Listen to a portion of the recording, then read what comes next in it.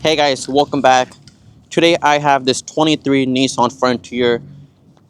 I'm gonna be doing like a complete review on this, and then is it actually worth buying one? Because the 25 is already out. It does has quite a lot of improvements over the old generation which I have right now. So should you like buy one or wait?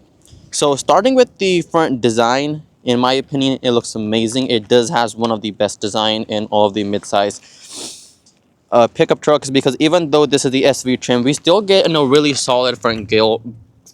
Even though it is plastic, it's like not overly plastic like the new Chevy Colorados and stuff. However, we don't have LED headlights. It's only available in the higher trims.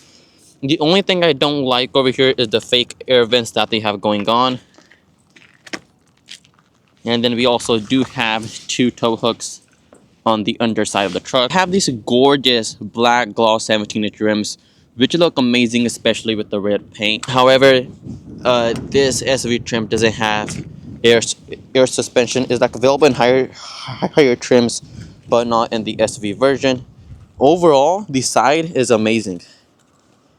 And please do stick around till the end, because in like a different video, I will also be like comparing this with the Toyota Tacoma. And in the back, once again, it's really nice. We do have a blacked out bumper over here, which looks really solid. And they also have the S-Gen Frontier. However, the only thing we're missing is that we don't have a built-in hitch. Uh, right now, like every like mid-size pickup truck especially has that. I don't know why Nissan said, well, we don't want to put it there. So that's like a major downside. The hitch is only available if you have the towing package, but then what's the point of the truck then? We do have in a 5-foot bed. We do have a really nice bed liner in here, but unfortunately we have no built-in power or like a built-in lighting on the side. Have the hood popped open. Powering this is the 3.8 liter naturally aspirated V6. It does make 310 horsepower and 281 pound-feet of torque. It's actually paired to a 9-speed automatic transmission. This version is like 4x4, so we do get a 2-speed transfer case. This can tow up to 6,000 pounds. The towing capacity is not the best in like these mid-sized trucks. For example, the Jeep Gladiator can tow up to 7,000 pounds, and then the Chevy Colorado can tow up to 7,700 pounds. So it is like kind of like falling apart in the towing capacity. Before we move on, I would really like to thank Chevrolet of Commerce. They like currently have like really like nice deals on like different vehicles, and then they are also offering free lifetime warranty on like on all new vehicles purchased. Okay guys, so starting with the interior of this Nissan Frontier, it is push start, and we have the button right over here.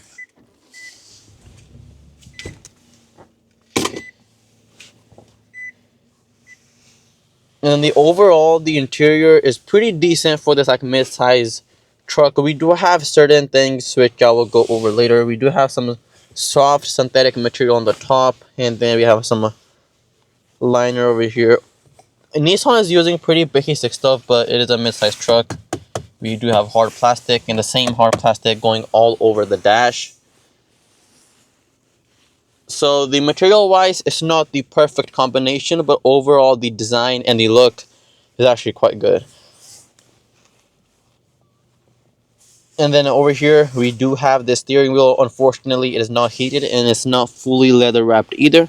And then the other thing I just realized is in 2023 Nissan still has hydraulic steering wheel, which is kind of a shame because other vehicles, American German vehicles, they already started using electronic steering wheels back in the 2016. They do feel way more lighter and they're way more under control. So I'm not sure, but like Nissan is still using hydraulic. Maybe it's just to like save money or something else. We do have our volume controls over here and our phone controls, our cruise controls on the side. And then as you can see, they're like still using the same controls as they did back in 2008 and 2009. So you can see that in like some ways they're not really like changing what they're using. They're like still like trying to like cut corners. And this controls your instrument cluster over here, which is actually quite good, and it does give you quite a nice amount of information. We still can't like customize anything, but it still has the information that it does give you. We do have auxiliary gauges on the side, and then over here we do have our off-road pages, which is actually quite good because like most vehicles, I would say most like mid-sized pickup trucks don't do that. You have to like go through the whole infotainment system to like find it, but Nissan has it right over here and like does give you really good information. How's the power going and how's the angle, how's the vehicle tilted and everything. It's really nice. And then if you're wondering how we put it into four-wheel drive high, we do have a controller on the side. As I said, this is a 2-speed transfer case, so we do have 4 high and we have 4 low. So now it's in two-wheel drive, and if we shift it into four-wheel drive high, you can see it now says 4 high, and it like does show the locking of the diff. And if I do 4 low, now it's in 4 low, and we do have to put into neutral. Okay, see, so now it's in 4x4 low. So this is like perfect if you're like doing some crawling, off-roading, but this is not perfect for cruising. Of course, is a low gear. So if we have to put back into 4 high, we gotta push it in and 4 high. It's actually like quite basic, but it's also quite reliable. We don't have to go through the controls that much. It's just like a direct on control that we have, which I like do like about Nissan is that they're like pretty like basic with their interiors. However, we do have automatic braking. Unfortunately, we don't have lane keep assist, but we do have automatic braking, and we do have collision avoidance system. And then these seats are cloth. Unfortunately, they are not heated. I wish they were at least heated because in a truck you do need heated seats. And then in the center of the dash, we have this 8-inch infotainment system. It's actually like pretty straightforward. It does have the same operating system which we do get in other Nissan vehicles. It does has Apple CarPlay and Android Auto, but unfortunately it is only USB only.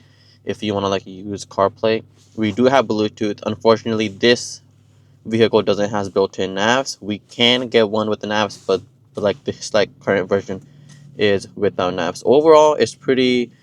It doesn't like lag that much, and it's actually perfect. I mean, it like does seem a little bit outdated, but if we're just gonna use Apple CarPlay, Android Auto, then it's actually perfect for you.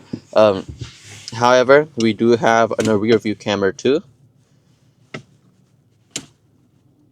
It's not the best of the quality, but it's still pretty like a decent for a truck. And like we can like also like get this in the 360-degree camera variant as well, but it's not standard in the SV trim. And then down over here below, we do have our engine auto, start, stop button, physical button, and we do have our pretty basic climate control system. It's like single zone, not dual zones. Actually quite easy to use. And then starting with the back over here under, we do have 2 USB chargers, one USB-C, one USB-A, and we also have a lighter charger on the side. We do have like a quite good amount of space, and I wish it can easily be like used as a wireless charging pad if they want to. I believe it's available in the higher trims, not in the SV trim. We do have our gear shifter on the side. It's actually quite basic Nissan gear shifter. We do have 2 cup holders, and we do have more storage over here, and a quite good amount of room in the center console. The quality is not perfect. It's actually like quite hard. We do have the same type of synthetic material which they had over here on the door panels. And we don't have a sunroof either. We do have really basic controls for our interior dome lighting of this Nissan Frontier. The front seat is currently in the driver position, and I do have quite a decent amount of room. I'm 6 foot.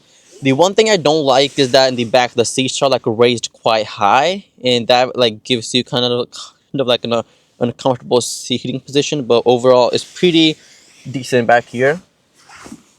And we do have the same type of materials as we did in the front. We have the same type of synthetic lining going on.